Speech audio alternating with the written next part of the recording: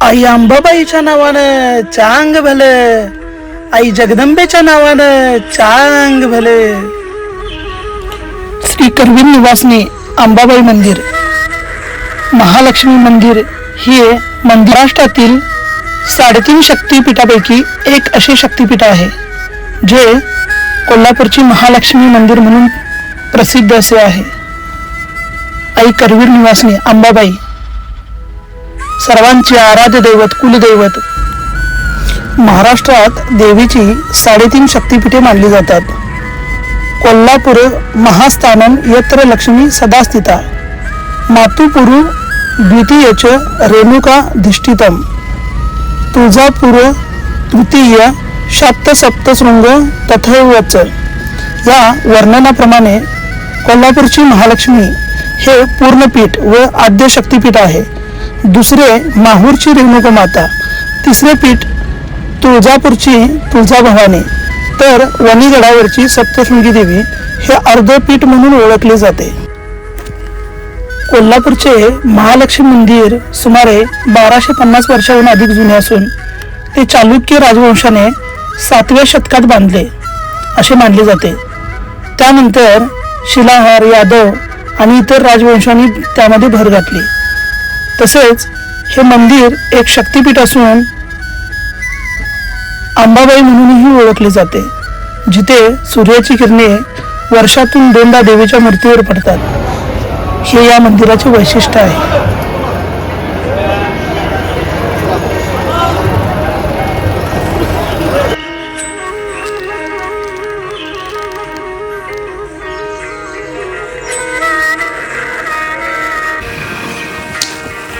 रस्त्याच्या दोन्ही बाजूला सुंदर अशी ऊस शेती व भात शेती, हिरवागार सुंदर असा नजारा.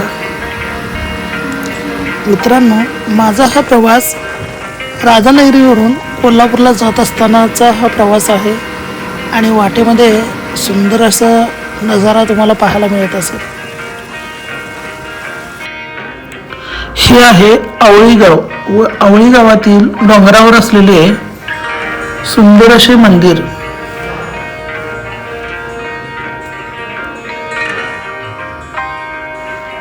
आता याबद्दल मित्रांनो तुम्हाला काय सांगायचं, हे चित्र पाहूनच तुमच्या लक्षात आलं असेल. हे आहे कोल्हापूरचे वैभव, रंकाळा. कोल्हापूरच्या रोडवर पहिला कोणाचा अधिकार असेल तर तो कोल्हापूरच्या म्हशींचा, आणि मग त्या बाजूला गेल्या मग बाकीच्यांचा. असं हे कोल्हापूर, तुमचं आमचं कोल्हापूर, सर्वांना हवं असं वाटणारं कोल्हापूर. मित्रांनो, हे आहे राधानगरीकडून जो रोड महालक्ष्मी मंदिर रंकाळ्याकडे जो जातो, चौपाटीकडे, तो रोड आहे. आणि या रोडवरच संध्यामठ लागतं. संध्यामठ हे रंकाळा तलावामध्ये असलेले एक प्राचीन व ऐतिहासिक सुंदर असे ठिकाण आहे, जे त्याच्या दगडी कोरीव खांब व वैशिष्ट्यपूर्ण अशा बांधकामासाठी प्रसिद्ध आहे. संध्यामठ हे सूर्योदय व सूर्यास्त या दृश्यासाठी प्रसिद्ध असे आहे. इथून दिसणारा सूर्यास्त हा जबरदस्त असा दिसतो, खूप पाहण्यासारखा असतो. प्राचीन स्थापत्यकलेचा नमुना म्हणजे संध्यामठ. तर याचे छत सुद्धा मित्रांनो दगडी आहे आणि छत्रपती शिवाजी महाराज सुद्धा या ठिकाणी वास्तव्याला होते असे विकिपीडियावरती माहिती उपलब्ध आहे.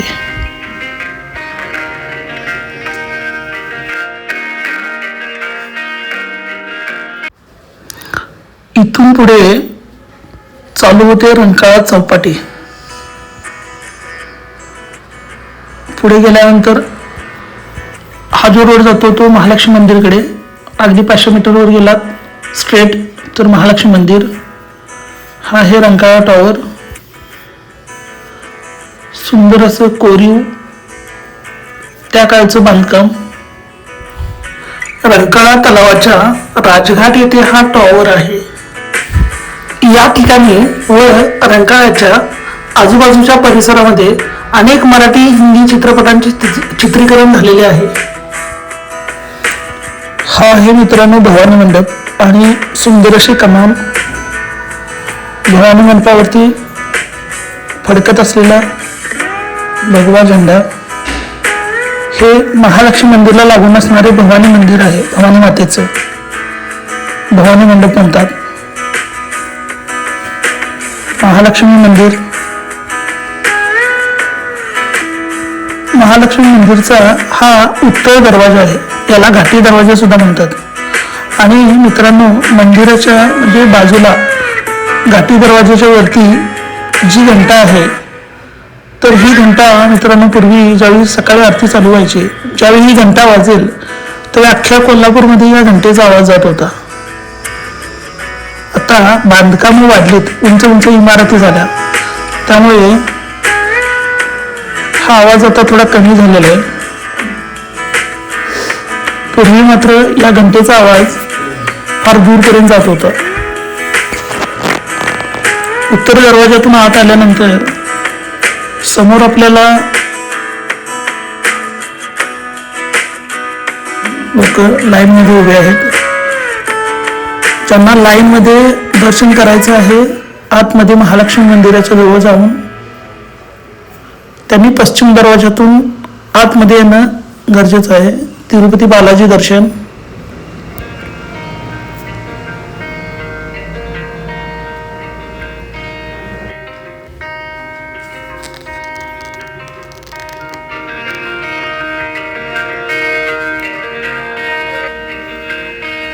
सर्वसाक्षी गणपती,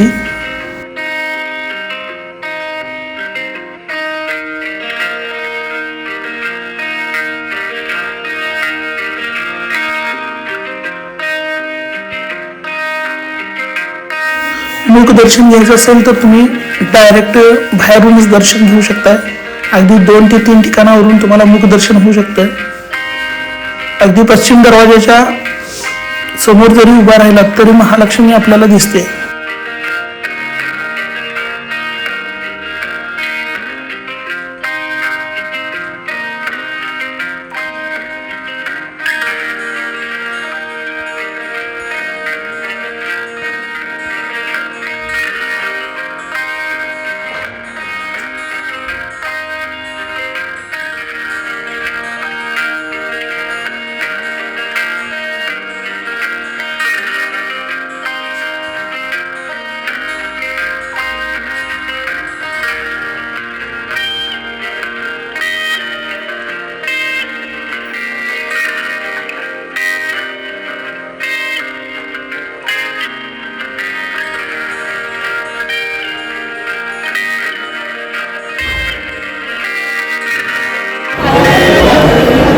नमस्कार मित्रांनो, आडवाटेवरच्या या स्वर्गीय प्रवासामध्ये आपल्या सर्वांचं मनापासून सरचं स्वागत आहे. मी आलेलो आहे महालक्ष्मी मंदिर कोल्हापूर या ठिकाणी आणि आई अंबाबाईचं दर्शन करण्यासाठी आपण जात आहोत. तर मी तुम्हाला आपल्या या आडवाट्या यूट्यूब चॅनलच्या माध्यमातून महालक्ष्मी मंदिर कोल्हापूरचं दाखवत आहे. आई करवी निवासनी अंबाबाई.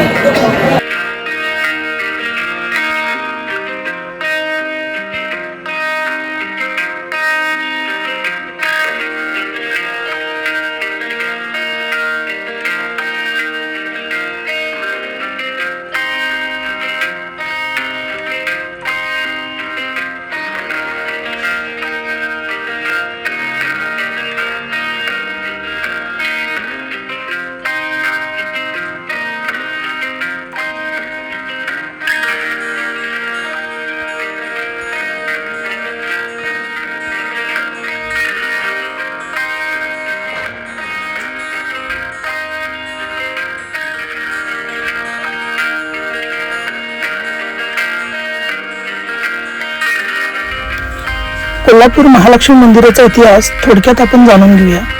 हे मंदिर 7व्या शतकात चालुक्य राजा यांनी बांधलेले असा व्यासशिलालेखावरून दिसते. पहिली नोंद ताम्रपत्रावरील उल्लेखानुसार 871 इसवी सन राजामध्ये अमोघ वर्षाने यांनी देवीला आपले बोट अर्पण केलेले होते. यावरून हे मंदिर 7व्या शतकापासून अस्तित्वात असल्याचे दिसते. राजवंशाचा प्रभाव, शिलाहार, चालुक्य, यादव यासारख्या राजवंशाने या मंदिराचा विस्तार केला आणि ते अधिक भव्य बनवले. आदी शंकराचार्य आदि शंकराचार्य यांनी या मंदिराला भेट दिली होती अशी ही नोंद आहे. छत्रपती शिवाजी महाराज आणि संभाजी महाराज यांच्या काळातही हे ठिकाण पवित्र मानले जात होते. आणि या ठिकाणी कोल्हापूरचा इतिहास पण खूप मोठा आहे मित्रांनो. मंदिराच्या वैशिष्ट्याबद्दल म्हणत असाल तर देवी अंबाबाई, महालक्ष्मीला स्थानिक भाषेत आई अंबाबाई म्हटले जाते किंवा जगाची माता असे म्हणतात. देवीची मूर्ती जी आहे ती पश्चिममुखी मूर्ती अशी आहे जी पश्चिमेला तोंड करून आहे. बऱ्यापैकी मंदिरातील मूर्त्या या पूर्वेकडे तोंड करून असतात, पण महालक्ष्मीची जी मूर्ती आहे ती पश्चिमेला तोंड करून आहे. आणि वर्षातून मार्च ते सप्टेंबरच्या दरम्यान वर्षातून 2 वेळा सूर्यकिरणोत्सव होतो, जे देवीच्या चेहऱ्यावर थेट सूर्याची किरणे पडतात. आणि आर्किटेक्चरचा हा एक अद्भुत नमुना असं हे या मंदिराचा म्हणावं लागेल. हे 3.5 शक्तिपीठापैकी एक मंदिर आहे आपलं. आणि जी मूर्ती आहे गर्भगृहातील ती मूर्ती काळ्या दगडाची असून सुमारे 3 फूट उंच अशी ही मूर्ती आहे. पौराणिक कथा. कोल्हासूर राक्षसाच्या वधामुळे या शहराची स्थापना झालेली आहे आणि तेव्हापासून देवी महालक्ष्मी या ठिकाणी वास करते अशी एक पौराणिक कथा आहे, जी कोल्हापूर म्हणून या शहराची ओळख आहे. महालक्ष्मी मंदिराची स्थापत्यकला ही हेमाडपंथी शैलीतील आहे, जी प्रामुख्याने काळ्या दगडात बांधली गेली. मंदिराचा मुख्य गाभारा, मंडप आणि गर्भगृह हे सर्व काळ्या दगडात कोरलेले आहेत. मंदिरांच्या भिंतीवर सुंदर कोरीव काम आणि देवी देवतांच्या मूर्ती कोरलेल्या आहेत. मंदिराचा मुख्य कळस 60 फूट उंच आहे. त्यावर सोनेरी रंगाचा कळस आहे. मंदिराच्या चारही बाजूनी 4 प्रवेशद्वारे आहेत, ज्याला चतुर्मुखी असे म्हणतात. मंदिराच्या गाभाऱ्यातील महालक्ष्मीची मूर्ती 3 फूट उंचीची असून ती काळ्या पाषाणात कोरलेली आहे. मंदिराच्या बाहेरील बाजूस अनेक लहान मंदिरे आणि मूर्ती आहेत, ज्या मंदिराच्या सौंदर्यात भर घालतात. महालक्ष्मी मंदिरात मुख्य देवता म्हणून आई महालक्ष्मीची मूर्ती आहे. ती मूर्ती काळ्या पाषाणाची असून ती 4 हातांची आहे. मातेच्या हातात पानपात्र, गदा, ढाल आणि माळून फळ आहे.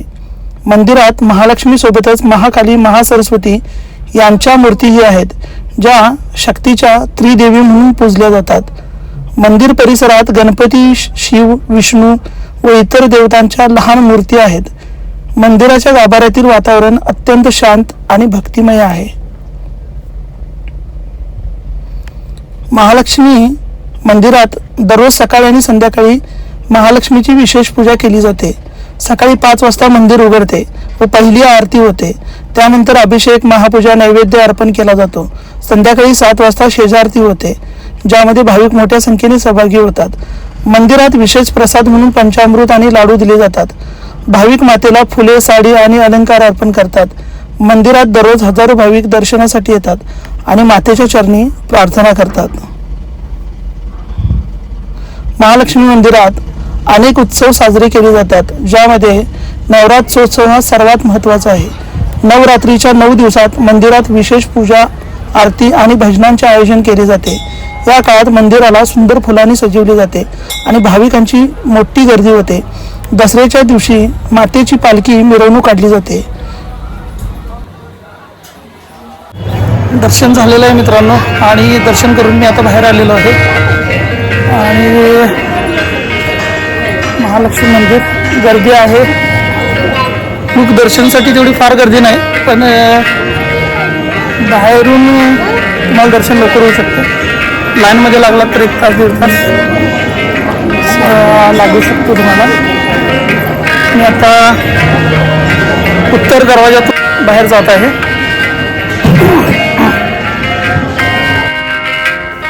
हा आहे मित्रांनो रंकाळा तलाव. रंकाळा तलावामुळे कोल्हापूरच्या सौंदर्यात आणखीनच भर पडलेली आहे. कारण समुद्र सोडला म्हणजे समुद्राच्या बाजूची शहरं सोडलीत, जसं की मुंबई वगैरे, तर त्यांना चौपाटी असते. की या रंकाळा तलावामुळे कोल्हापूर शहराला या रंकाळा चौपाटीवरती फिरायला म्हणजे चौपाटी तयार झालेली आहे. खूप सुंदर असं वाटतं संध्याकाळी फिरायला वगैरे, आणि चौपाटीवरती फिरायला तरी एवढी मजा येते की हे सगळे कोल्हापूरकरांना माहीत आहे आणि बाहेरच्या लोकांनाही माहीत असेल, पण खूप सुंदर आणि जबरदस्त वाटतं चौपाटीवरती फिरायला.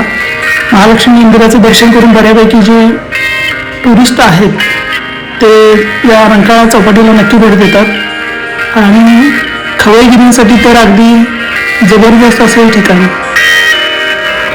असंही मित्रांनो कोल्हापूर शहर, महालक्ष्मी मंदिर आणि रंकाळा तलाव, नक्की भेट द्या कोल्हापूर शहराला. धन्यवाद.